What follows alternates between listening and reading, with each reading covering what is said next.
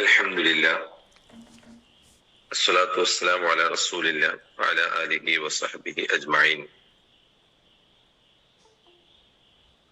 പ്രിയ സഹോദരി സഹോദരന്മാരെ, അസ്സലാമു അലൈക്കും വറഹ്മത്തുള്ളാഹി വബറകാതുഹു. അല്ലാഹു സുബ്ഹാനഹു വ തആല നമ്മുടെ ഈ ഒരുമിച്ച് കൂടൽ സ്വാലിഹായ അമലായി സ്വീകരിക്കുമാറാവട്ടെ. നമ്മുടെ ഈ ഒരു ദിവസം ഏറ്റവും നല്ല ഒരു ദിനമാക്കി അല്ലാഹു മാറ്റി തീർക്കുമാറാവട്ടെ.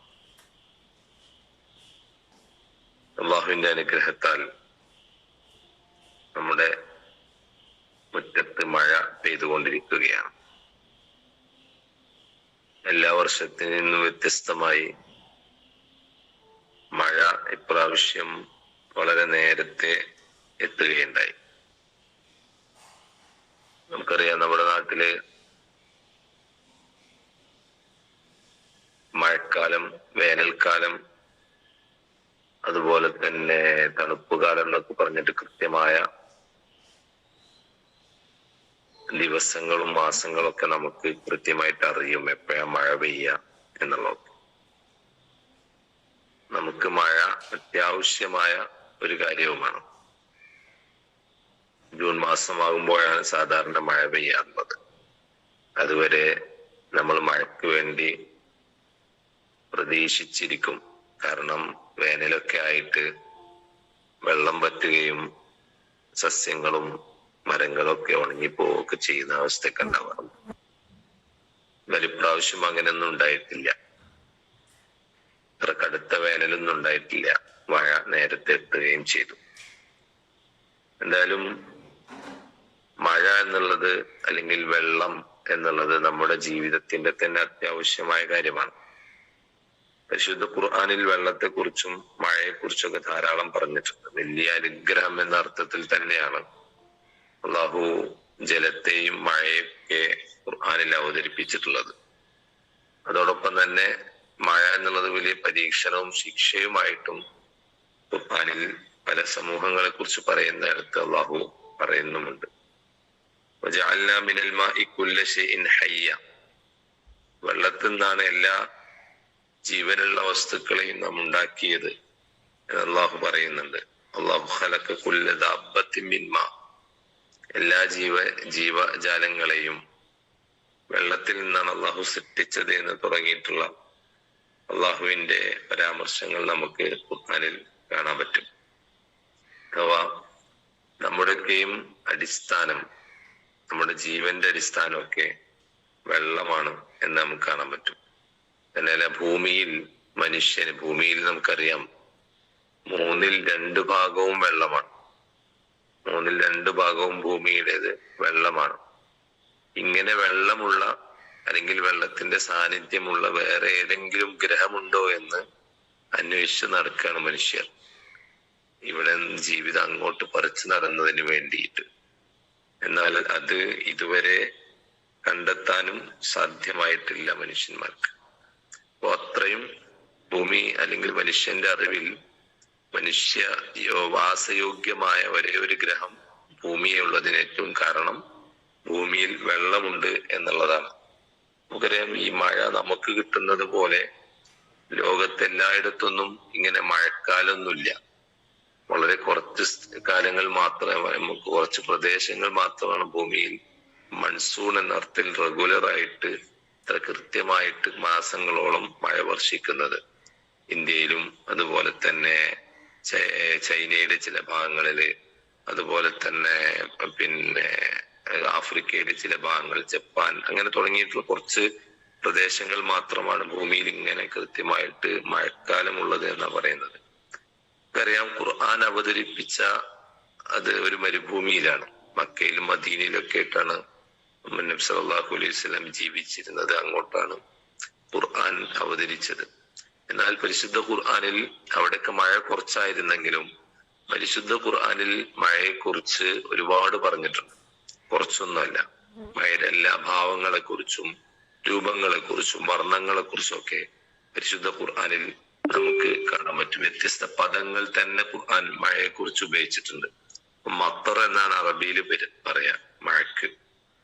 എന്നാൽ മത്തർ എന്നല്ലാതെ വേറെയും കുറെ പദങ്ങൾ, റൈസ് എന്നും മാ, സ്വയ്യിബ്, വാബില്, ത്വല്ല്, വദക്ക്, ബർദ്, റഹ്മത്ത് എന്ന അർത്ഥത്തിലൊക്കെയും എന്ന പദങ്ങൾ കൊണ്ടൊക്കെയും ഖുർആൻ മഴയെ വിശേഷിപ്പിച്ചിട്ടുണ്ട്. അപ്പൊ ഇതിൽ റൈസ് എന്നുള്ള പദമാണ് ഖുർആൻ നല്ല മഴക്ക് ഉപയോഗിച്ചിട്ടുള്ളത്. എന്ന് പറഞ്ഞാൽ എല്ലാവരും വേനൽക്കാലത്ത് അല്ലെങ്കിൽ വരണ്ട് മഴ പെയ്യാതെ ഭൂമി വരണ്ട് കിടക്കുമ്പോ പ്രതീക്ഷയോടുകൂടെ കാത്തു നിൽക്കുന്ന സമയത്ത് മഴ പെയ്യുന്ന മഴക്കാണ് റൈസ് എന്നുള്ളത് ഖുർആൻ ഉപയോഗിച്ചത് എന്ന് നമുക്ക് കാണാൻ പറ്റും. അതുപോലെ തന്നെ അൻസൽനാ മിനസ് സമാഇ മാഅൻ എന്നുള്ള പ്രയോഗം വെള്ളത്തെ ഇറക്കി മഴ വർഷിപ്പിച്ചു എന്നതിൽ വെള്ളം പെയ്യിപ്പിച്ചു എന്ന് അള്ളാഹു പറയുന്നുണ്ട്. മത്തർ എന്നുള്ള പദം ആണ് സാധാരണ നമ്മൾ വെള്ളത്തിന് മഴക്ക് ഉപയോഗിക്കുന്നതെങ്കിലും മത്തർ എന്നുള്ളത് ഖുർആനിൽ ഉപയോഗിച്ചിട്ടുള്ളത് ശിക്ഷയെ കുറിച്ച്, ശിക്ഷയായിട്ട് ഇറങ്ങിയ മഴയെ കുറിച്ചാണ് എന്നും കാണാൻ പറ്റും. സ്വയ്യിബ് എന്നും വാബില് എന്നും ത്വല്ല് എന്നും ഇങ്ങനെ വ്യത്യസ്ത മഴയുടെ ശക്തമായ മഴയും ചാറ്റൽ മഴക്കും ചെറിയ മഴക്കും ഒക്കെ ഇങ്ങനെ ഖുർആനിൽ പദങ്ങൾ ഉപയോഗിച്ചത് നമുക്ക് കാണാൻ പറ്റും. തന്നെയുമല്ല ഖുർആനിലെ ചില പ്രയോഗങ്ങൾ പിന്നെ മഴയെക്കുറിച്ച്, മഴ എങ്ങനെ ഉണ്ടാകുന്നത് എന്ന് തുടങ്ങിയിട്ടുള്ള പ്രയോഗങ്ങളൊക്കെയും കാണാൻ പറ്റും. മഴ എങ്ങനെയാണ് ഉണ്ടാകുന്നത് എന്നത് നമുക്ക് നമ്മുടെ സ്കൂളിലൊക്കെ അല്ലെങ്കിൽ കുട്ടികൾ നമ്മളൊക്കെ പഠിച്ചിട്ടുണ്ടാവും. മഴ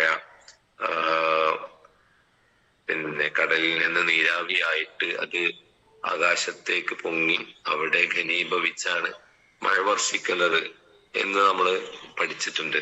പരിശുദ്ധ ഖുർആനിലും അർത്ഥത്തിലുള്ള പരാമർശങ്ങളുണ്ട്. പിന്നെ മഴ ഇങ്ങനെ മേഘമായി രൂപപ്പെടുന്നതും പിന്നീട് അല്ലാഹു സുബ്ഹാനഹു വ തആല അത് പല ഇടങ്ങളിലേക്ക് അലം തറ അന്നല്ലാഹ യുസ്ജി സഹാബൻ ثم يؤلف بينه ثم يجعله ركاما സൂറത്തുൻ നൂറിൽ 43-ാമത്തെ ആയത്ത് നമ്മൾ അതിന്റെ തഫ്സീറൊക്കെ എടുത്ത് നോക്കിയാൽ മതി. വളരെ മനോഹരമായിട്ടാണ് ഖുർആൻ അത് പറഞ്ഞിട്ടുള്ളത്. എന്ന് പറഞ്ഞാൽ ഈ മേഘങ്ങളെയൊക്കെ അള്ളാഹു ഒരുമിച്ച് കൂട്ടി പലയിടങ്ങളിൽ നിന്നുള്ള ഇങ്ങനെ നിരാവിയായി ഘനീഭവിച്ച ഈ ചെറിയ ചെറിയ മേഘങ്ങളെ അള്ളാഹു കൂട്ടിയോജിപ്പിച്ച് പിന്നെ അതൊരു വലിയ കൂമ്പാരമായിട്ട് പിന്നെ അതിൽ നിന്ന് മഴത്തുള്ളികൾ വർഷിക്കുന്നത് എനിക്ക് കാണാം. അങ്ങനെ മലയോളം വലിപ്പമുള്ള മഴകൾ പെയ്യുന്ന പറയുന്നത്. അത് അള്ളാഹു ഉദ്ദേശിച്ച ആളുകൾക്ക് കിട്ടും, ചില ആളുകൾക്ക് അത് കിട്ടുകയില്ല.